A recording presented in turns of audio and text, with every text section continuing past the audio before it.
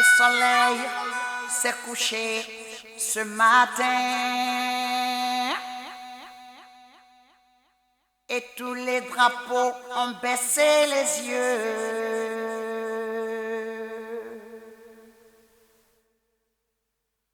Devant ce char d'assaut, nos sanglots montent là-haut. Seul dans son linceul, orange, blanc, vert. Orange, blanc, vert. Où fouet d'or,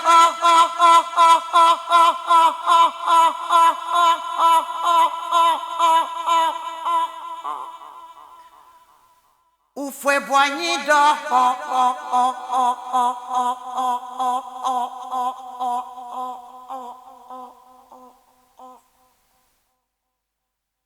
où fouet d'or,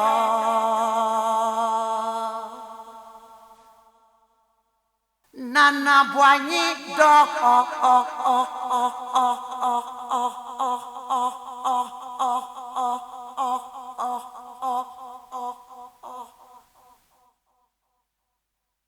Kulhu Allahu, Ahadu Allahu, As-Samadu, Lam Yalidi wa lam yulad, wa lam yakul lahu kufuwan ahad. Où fouet d'or,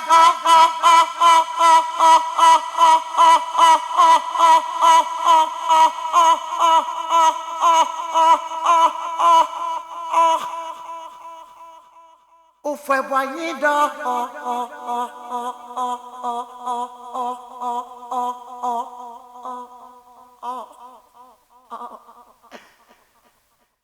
où fouet d'or, nana boigny d'or,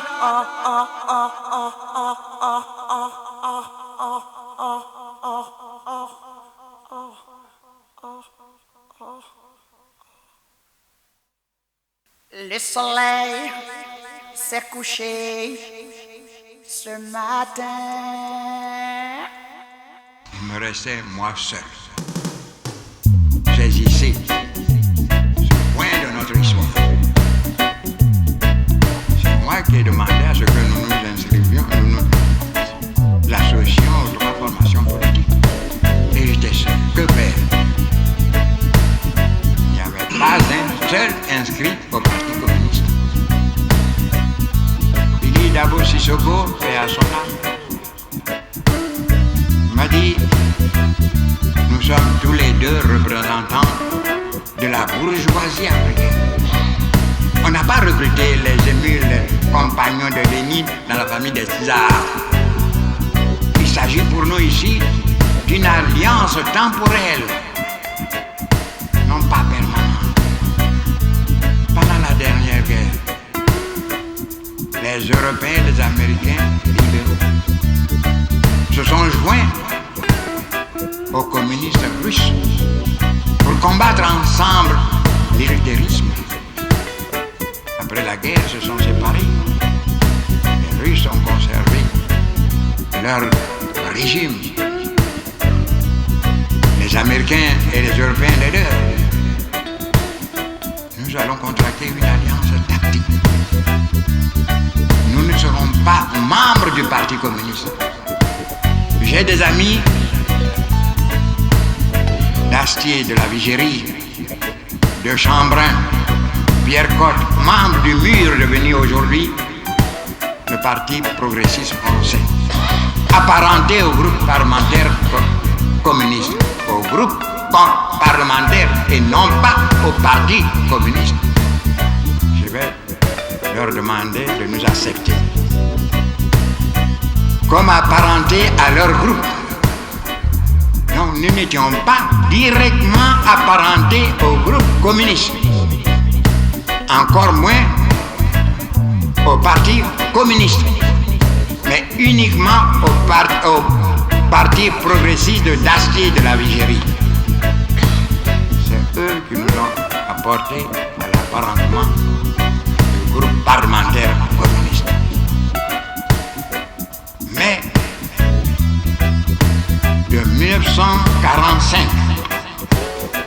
l'avant-veille du congrès historique de Bamako en octobre 1946, nous avons travaillé dans une union totale, l'union dans la diversité.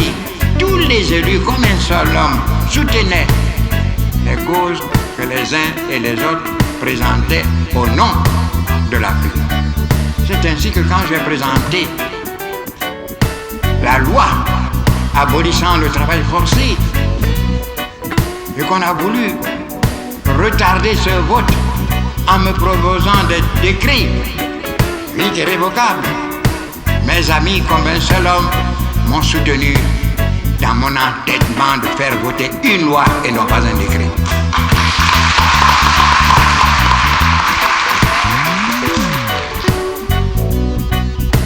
Mais nous avons travaillé la main dans la main, confiants les uns dans les autres. Et nous avons obtenu dans la première constituante des résultats inespérés.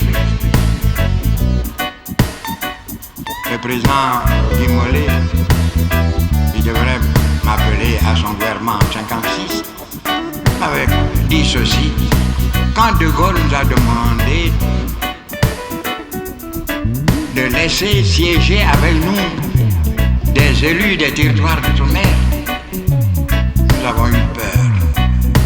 Nous avons craint que vous ne veniez siéger à la droite avec les élus que nous combattons ici.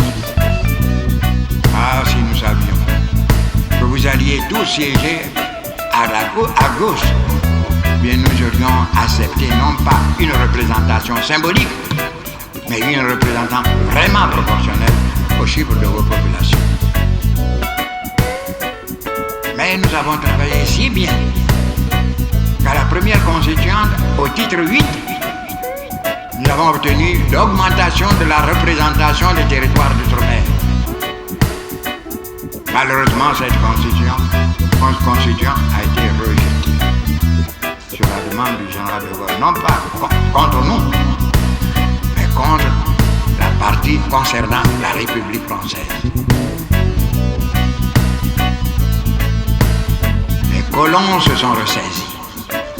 Ils ont été surpris par ce sursaut de conscience qui nous a fait déjouer tous leurs plans.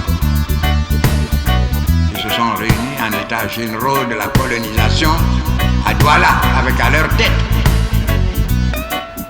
Jean Rose, le plus raciste des Français de Côte d'Ivoire.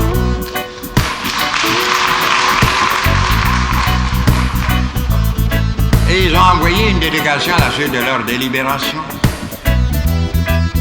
pour attirer l'attention des parlementaires français. Ils ne doivent pas se laisser abuser par une minorité d'élus africains, des bourgeois, qui veulent remplacer les Européens, les Français, dans l'exploitation et la surexploitation de leurs propres frères. Leurs arguments ont porté. Et nous avons vu avec beaucoup de tristesse Herriot descend de son siège présidentiel pour prendre la parole et demander le rejet du titre 8 qui nous avait donné tant d'espoir. Il a conclu son discours par ce mot que nous n'oublierons jamais. La France ne veut pas devenir la colonie de ses colonies. Ceci a été salué par un tonnerre d'applaudissements et le titre 8 a été rejeté. Alors nous nous sommes réunis pour tirer la leçon de ce défi. Nous nous sommes dit, avec une apparente raison, ils ont dénoncé à ce que nous étions élus seulement par une minorité d'Africains. Or, ce n'est pas nous qui avions établi le collège électoral.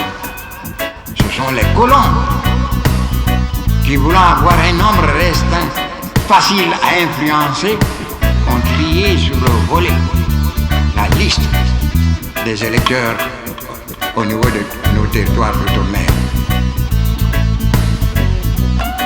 Nous avons donc demandé à ce que nous soyons appuyés par un grand mouvement africain, un grand mouvement populaire qui pourrait soutenir notre action au Parlement français.